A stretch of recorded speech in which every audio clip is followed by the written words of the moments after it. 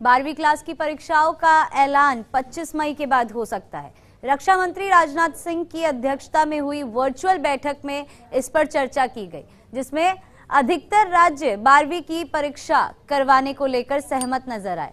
राजस्थान के शिक्षा मंत्री गोविंद सिंह डोटासरा भी इस वर्चुअल मीटिंग में शामिल हुए। मीटिंग के बाद शिक्षा मंत्री गोविंद सिंह डोटासरा ने बताया कि 2 दिन में सभी राज्य अपने सुझाव केंद्र को देंगे। उसके बाद ही परीक्षा को लेकर केंद्र की ओर से नए आदेश जारी किए जाएंगे।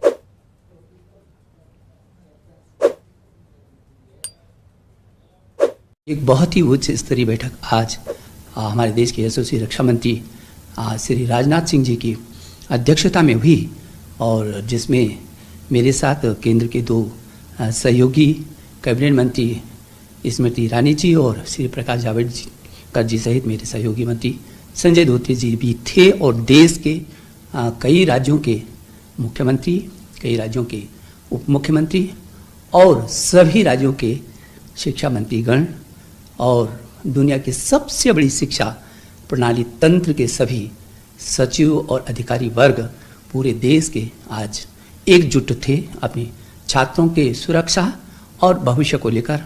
मुझे सबसे पहले तो इन सब का धन्यवाद देना है जो सारे शिक्षा व्यवस्था के लिए छात्रों की सुरक्षा और आज छात्रों के भविष्य की चिंता की दृष्टि से केंद्र के साथ एकजुट होकर के और आज खड़े दिखाई दिए हैं। मैं उन सब के प्रति बहुत आभारी हूँ। बहुत सार्थक चर्चा आज रही है, बहुत सार्थक चर्चा रही है।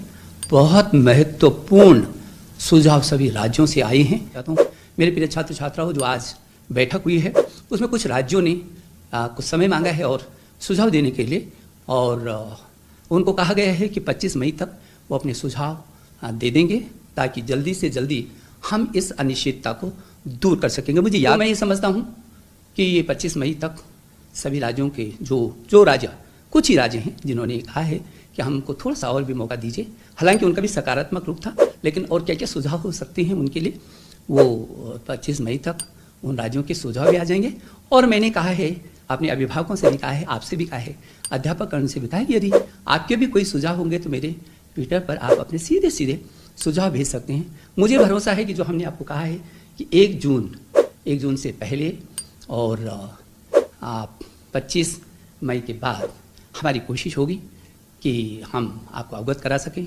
मैं आपको विश्वास दिलाना चाहता हूँ, प्रधानमंत्री जी के निर्देश में आपकी सुरक्षा हमारे लिए पहली है, और आपके जीवन और आपका भविष्य भी हमारे लिए उतनी महत्वपूर्ण है।